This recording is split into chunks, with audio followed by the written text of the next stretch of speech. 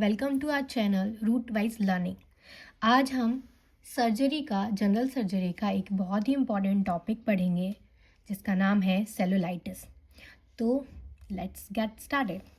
Cellulitis cellulitis is spreading subcutaneous inflammation caused by haemolytic Streptococcus. Cellulitis एक subcutaneous inflammation है जिसका positive agent है Streptococcus. Streptococci produce hyaluronidase and streptokinase. As a result, net results into the inflammatory exudate spreading in the subcutaneous and facial planes, resulting in a gross swelling of the affected part. तो जो streptococci है वो hyaluronidase और streptokinase बनाता है, जिसकी वजह से वहाँ पे इन्फ्लामेटरी रिएक्शंस होते हैं और वो सबक्यूटेनियस और फेशियल प्लेन्स में आते हैं और हमें ग्रॉस स्वेलिंग अफेक्टेड पार्ट में देखने को मिलती है। जनरली लूज सबक्यूटेनियस टिश्यू जैसे कि स्क्रॉटम, लूज कनेक्टिव टिश्यू या interstitial tissue, face, four arms, इनमें ये बहुत ही फास्ट स्प्रेड होता है। अब हम देखते हैं सोर्स ऑफ इन्फेक्शन। सोर्स क्या है? तो सोर्स में सबसे पहले आएगा इंजरी माइनर हो सकती है, मेजर हो सकती है, कोई ग्रेज हो सकता है या स्क्रैच हो सकता है, किसी इंसेक्ट की बाइट जैसे कि स्नेक बाइट या स्कॉर्पियन बाइट हो सकता है। फिर हम आते हैं प्रेसिपिटेटिंग फैक्टर्स को देखेंगे, जिसमें सबसे पहले आ जाता है हमारा डायबिटीज़, उसके बाद लो रेसिस्टेंस ऑफ एन इंडिविजुअल यानी कि लो इम्यूनिटी। अब हम देखेंगे कॉमन साइट क्या है? तो सबसे पहले कॉमन साइट में आते हैं लोअर लिम्स, फेस और स्कॉटम। अब हम देखेंगे क्लिनिकल फीचर्स, क्लिनिकली वो हमें कैसा दिखेगा। तो the affected part shows evidence of inflammation such as redness and itching. तो जो अफेक्टेड पार्ट है उसमें हमें इन्फ्लामेशन देखने को मिलेगा, जैसे इन्फ्लामेशन के लिए रेडनेस और इचिंग देखने को मिलेगी। उसके बाद रेडनेस और इचिंग के बाद फॉलोड बाय डिफ्यूज स्वेलिंग, फिर हमें कुछ दिन बाद वो डिफ्यूज स्वेलिंग के फॉर्म में दिखेगा। स्किन वहाँ की स्ट्रेच्ड होगी और शाइनी होगी, क्योंकि कहीं पे भी इन्फ्लामेशन होता है, रेडनेस होती है, तो वहाँ की स्किन जो है वो शाइनी अपीयर करती है।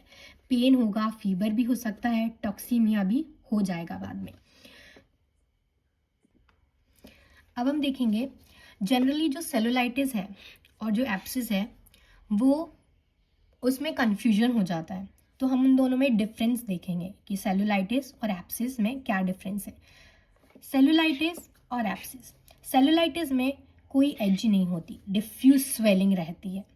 वहाँ पे हमें उसकी मार्किंग नहीं समझ में आएगी कि ये किस तरीके से सर्कमस्क्राइब्ड है, लेकिन एप्सिस वेल सर्कमस्क्राइब्ड होता है और उसकी एजेस होती हैं। फिर सेलुलाइटिस में कोई लिमिट नहीं होती, it can spread to no limit, पर एप्सिस एक लिमिट में होता है। सेलुलाइटिस में कोई पस फॉर्मेशन नहीं होता, पर एप्सिस में पस होता है।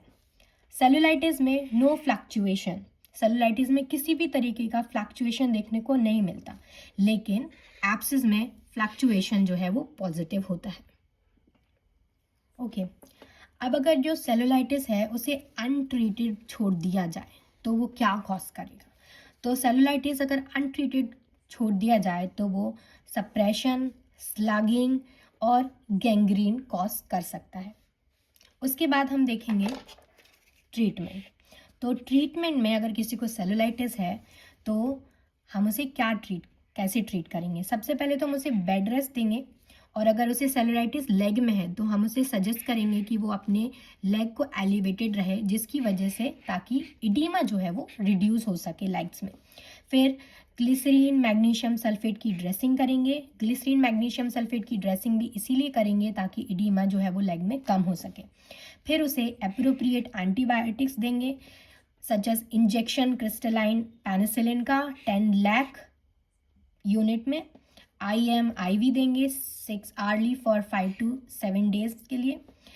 सिप्रोफ्लॉक्सिसिन देंगे 500 मिलीग्राम ट्वाइस अ डे। ये इसका ट्रीटमेंट होगा। कॉम्प्लिकेशन की अगर हम बात करें तो सेलुलाइटिस जो है वो क्या क्या कॉम्प्लिकेशन के लिए रिस्पॉन्सिबल है? तो सेलुलाइटिस कैन टर्न इनटू एप्सिस। तो अगर जो सेलुलाइटिस है उसे हमने अनट्रीटेड छोड़ दिया है तो वो कुछ दिन में एब्सिस बन जाएगा। नेक्रोटाइजिंग फैसिट्स बन सकता है, टॉक्सीमिया और सेप्टिसीमिया भी कॉज कर सकता है। Here we complete our complete answer of cellulitis. Thank you.